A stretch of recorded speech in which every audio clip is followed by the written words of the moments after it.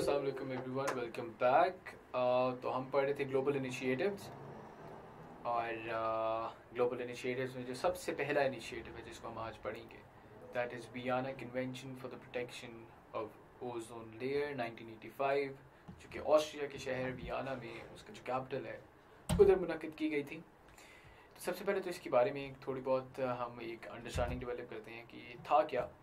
तो Vienna convention for the protection of the ozone layer एक multilateral environmental agreement है, MEA है, signed in 1985, 1985 में इसको साइन किया गया, that provided frameworks for international reductions in the production of chlorofluorocarbon, जिसको हम नॉर्मली CFC के जार्गन से याद रखते हैं। CFCs आपके तमाम तर कूलिंग अप्लाइंसेस के अंदर इस्तेमाल होता है, जिसके अंदर एयर कंडीशनर्स हैं, आपकी फ्रीज़र्स हैं, फ्रिजेस हैं, आपकी गाड़ियों के एयर कंडीशनर्स हैं। हम जब कहते हैं ना कि वो आम ज़बान में आपके वालिद साहब या आपकी वालदा, या हो सकते हैं कि आपने ख़ुद भी कभी ये कहा हो कि जी वो बुलाएं इलेक्ट्रिशियन को, और इलेक्ट्रिशियन आके कहता है कि जी सर ये इसकी गैस ख़त्म हो गई। तो वो जो गैस होती है ना, वो अमूमन अगर पिछले ज़माने की बात कीजिए तो वो क्लोरोफ्लोरोकार्बन हुआ करते थे, अब हाइड्रोक्लोरोफ्लोरोकार्बन या हाइड्रोफ्लोरोकार्बन होते हैं।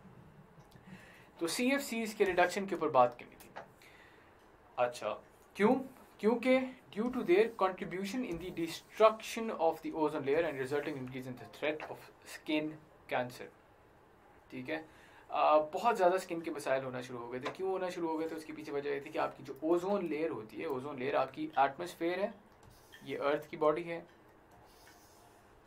ये सारा पार्ट आपका एटमॉस्फेयर है, ये अर्थ है आपका। ठीक है, this is a very thin layer. अगर आप पहला हमारा जो मॉड्यूल था उसको याद करें तो उसके अंदर जो मैं आपको बता रहा था एटमॉस्फेयर के बारे में, एटमॉस्फेयर वगैरह के बारे में आपको जो मैंने सारा बताया, तो उसमें ये एक थिन सी लेयर है। अब CFCs की एमिशन की वजह से होता क्या था, ये O3 की लेयर है, O3। ठीक है, ऑक्सीजन के 3 इसमें एटम्स लगे होते हैं। तो O3 की ये जो लेयर है इसको कहते हैं हम ओजोन, ऑक्सीजन की ओजोन। ठीक है, ओजोन को ये डिप्लीट करता था, यानी O3 को केमिकली चेंज करके ये ऑक्सीजन में कन्वर्ट करता था और बाकी कुछ चीज़ और बनता था। ठीक है, सो ये होता था प्रोसेस पूरी का पूरा, जिसके तहत आपकी जो लेयर थी ये डिप्लीट होती थी। ये लेयर इंपॉर्टेंट क्यों थी? ये इंपॉर्टेंट इसलिए थी क्योंकि सूरज की जो एक्सेसिव शुआएँ हैं, एक्सेसिव UV रेज थी जो सूरज से आती थी, उनको ये सेफ गार्ड करती है लेयर।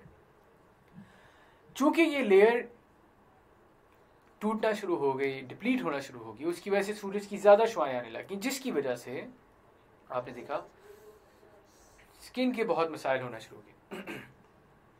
और सिर्फ स्किन के मसाइल एक मसला नहीं था, इसके साथ साथ अगर आपकी जो अंडरस्टैंडिंग अब तक डेवलप हो जानी चाहिए रिगार्डिंग क्लाइमेट चेंज, अगर सूरज की शुआएं ज़्यादा पहुँच रही हैं और ज़्यादा इंटेंसिटी वाली शुआएं यहाँ पे पहुँच रही हैं, तो जो हमारे यहाँ जो ग्रीन हाउस गैसेस मौजूद हैं वो उनको एब्जॉर्ब भी ज़्यादा कर रही हैं, और उसकी वजह से आपकी क्लाइमेट चेंज के अंदर भी आपको एक पैटर्न नज़र आता है, जो कि आप देखते हैं कि क्लाइमेट चेंज भी आपको बतदरीज इंक्रीज होता हुआ नज़र आएगा। ठीक है, तो ये एक इसका आइडिया था जिसके तहत ये आपकी जो पूरी का पूरा वियना कन्वेंशन था ये सेटअप किया गया और हुआ। इसका एक और नाम जो है Vienna convention on the depletion of ozone layer is the formal name. इसको वैसे हम जनरली वियना कन्वेंशन के नाम से याद रखते हैं। प्लेस इसकी वियना है, ऑस्ट्रिया का कैपिटल जो है, और date of entry into force की अगर बात करें तो 1988 में हुआ था। साइनिंग इसकी 1985 में होगी थी। नंबर ऑफ पार्टीज इसकी कितने लोगों ने साइन किया हुआ, कितने मुल्कों ने साइन किया हुआ, तो वो 197 है। This information is not really important as far as a subjective paper is concern, it's important for your MCQ section, तो उस लिहाज से प्लीज़ इसको जहन में रखिएगा। खैर, कॉन्टेक्स्ट की बात करें, वैसे तो किसी हद तक मैं कॉन्टेक्स्ट आपको बता चुका हूँ, लेकिन अगर इसका डिटेल में जाएं तो during the 1970s research indicated that man made chlorofluorocarbons reduce and convert ozone molecules into the atmosphere. ये बात गुफ्तगू कर चुके हुए हैं। वियना कन्वेंशन की अगर जनरली बात की जाए, ये तो एक प्रिंसिपल था ना जिसके तहत वियना कन्वेंशन हुई। वियना कन्वेंशन की जनरली बात की जाए तो वियना कन्वेंशन अब तक के जितनी ज़्यादा कन्वेंशन हैं उनमें it is one of the most successful treaties of all time, having been ratified by 197। सिर्फ साइन नहीं हुई, ratification by 197 states, 197 countries have ratified this convention।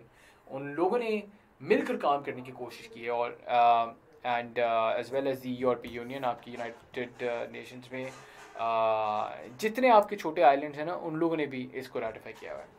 इसके बारे में मजे की बात ये कि अब हमारा जो ओजोन डिप्लीशन का मसला था ना, वो तकरीबन ख़त्म हो गया है। Ozone depletion is no more a problem for us as of now. Ozone depletion is not a problem.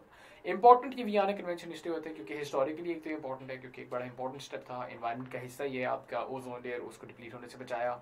एक अच्छी केस स्टडी के तौर पे एक जो कहते हैं ना प्रॉमिसिंग या पॉजिटिव केस स्टडी के तौर पे आप इसको समझ सकते हैं। फिर अगर बात की जाए अगर इसकी बात की जाए, इसके आगे प्रिंसिपल्स की बात की जाए, तो it acts as a framework for the international efforts to protect ozone layer. However, it does not include legally binding reduction goals for the use of CFCs, the main chemical agents causing ozone depletion. यानी जो आपके CFCs हैं उनके लिए कोई legally binding आपके goals नहीं है।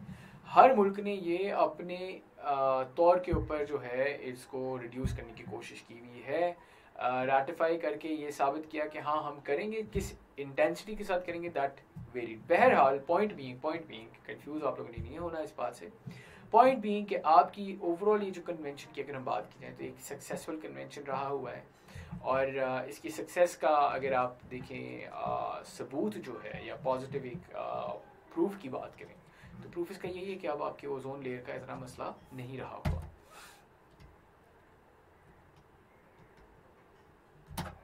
अच्छा, तो प्रोविजंस की बात करें तो सबसे पहले प्रोविजंस से मुराद दिया जा रहा है कि कौन सा स्टेप्स हैं जो लिए गए इस कन्वेंशन के अंदर, ऐसा कौन से स्टेप्स हैं जो लिए गए, यानी वे फॉरवर्ड क्या था इस कन्वेंशन का, तो वो आ जाता है आपकी under the heading of provisions. तो सबसे पहले तो ये आप देख सकते हैं रिसर्च, ठीक है। Provisions include the international sharing of climate and atmospheric research to promote knowledge of the effects of the ozone layer. सबसे पहली बात जो की गई वो यही की गई कि देखिए 1985 में आप लोगों ने ये तो अंदाज़ा लगा दिया कि हमारे यहाँ एक बहुत बड़ा मसला है ओजोन डिप्लीशन का, उसके लिए हमें एक सॉलिड ग्राउंड चाहिए जिसकी बेसिस के ऊपर हम कोई टैंजिबल एक्शंस ले सकें, ठीक है। उसके लिए ज़रूरी ये था कि आपके मुल्क जो हैं वो आपस में रिसर्च शेयरिंग करते हैं, नॉलेज शेयरिंग करते हैं, और यही हुआ जिसके बेसिस के ऊपर फिर आप आगे देखेंगे कि आपका मॉन्ट्रियल प्रोटोकॉल भी होता है। Montreal protocol is a protocol of the Vienna convention and it gives direction to the conclusions drawn in the Vienna convention, ठीक है।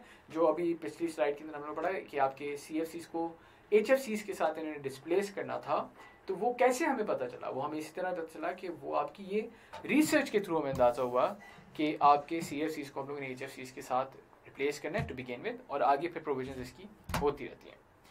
फिर अगर बात करें, the treaty calls for the adoption of international agencies to assess the harmful effects of depleted ozone and the promotion of policies that regulate production of harmful substances that influence the ozone layer. क्या मतलब, आपको जब इस research जो आप करेंगे उसके तहत जब आपको समझ आ जाएगा कि हमारे यहाँ ओजोन डिप्लीशन का मसला है क्या है सच, और CFCs का उसके अंदर एग्जैक्टली क्या role, not precisely but rather exactly क्या इसका रोल है, तो जब ये चीज़ें आपके सामने साबित हो जाएंगी उसके बाद आप पॉलिसीज की तरफ जाएंगे, ठीक है। जब पॉलिसीज की तरफ जाएंगे तो पॉलिसीज आपने जो है एक आपकी पॉलिसी बन गई फॉर इंस्टेंस कि हम लोगों ने CFCs को HFCs के साथ डिस्प्लेस करना है या रिप्लेस करना है, ठीक है। तो वो एक आपकी पॉलिसी बन गई। अच्छा, किस मिकदार में करना है और कौन सी कंट्री कितनी लाइबल है टू रिड्यूस, ये तमाम चीज़ें आपकी पॉलिसी डिफाइन करेगी। तो पॉलिसी किससे इंस्पायर्ड होती है, पॉलिसी इंस्पायर्ड होती है हमेशा as a matter of principle, आप लोग याद रखिए कि it is always inspired by your research, ठीक है। फिर अगर बात करें तो इन्होंने कहा आगे एक जो प्रोविजन आती है, it was the creation of a panel of governmental atmospheric experts known as the meeting of ozone research managers, which assesses ozone depletion and climate change research and produces a report for the conference of parties. COP इसकी होनी थी हर 3 साल बाद, इसकी conference of parties होती है हर 3 साल बाद, यानी वही जो पार्टी सिग्नेटरी हैं वो हर 3 साल बाद मिलते हैं। तो 3 साल बाद आपकी इन लोगों ने एक बेसिकली बॉडी बनाई जो कि हर 3 साल बाद आपकी कॉन्फ्रेंस ऑफ पार्टीज के अंदर जो रिसर्च हुई होगी उसके बारे में बताएंगे। फिर the COP utilizes the data assess to suggest new policies aimed at limiting CFC emissions। वही पिछले वाली बात ही होगी तकरीबन कि आपकी जो emissions हो रही हैं उनके बारे में जो डेटा आता जा रहा है उसको मद्देनजर रखते हुए जो रिडक्शन होना ज़रूरी हैं उनके ऊपर गौर व फिक्र की जाएगी। And then lastly the COP meets every 3 years, वही बात जो मैं आपको बता चुका हूँ, हर 3 साल बाद मिलती है, and coordinates with in the timing of similar meeting. और इन COPs के नतीजे में ही आपकी ओवरऑल जो वियना कन्वेंशन है, अगर उसकी बात की जाए तो उसके आगे जब मॉन्ट्रियल प्रोटोकॉल होता है जो कि इसको डायरेक्शन देता है, तो ओवरऑल अमेंडमेंट जो है मॉन्ट्रियल प्रोटोकॉल की इस रिसर्च के तहत वो आपकी 6 अमेंडमेंट्स भी होती हैं विद टाइम, यानी विद टाइम हमने क्या क्या टारगेट अचीव करना है.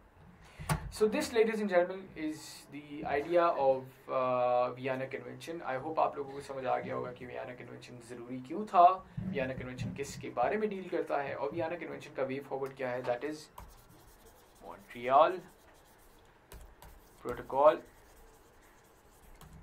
जिसके आगे अब तक 6 कुल मिला के अमेंडमेंट्स होगी में. On what basis? On the basis of this and on the basis of this.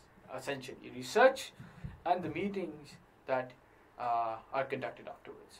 तो उम्मीद है आपको ये तमाम बातें समझ आ गई होंगी. अब नेक्स्ट वीडियो के अंदर हम इंशाल्लाह फिर मुलाकात करते हैं, और अपना ख्याल रखिए, और नेक्स्ट वीडियो में मुलाकात होती है.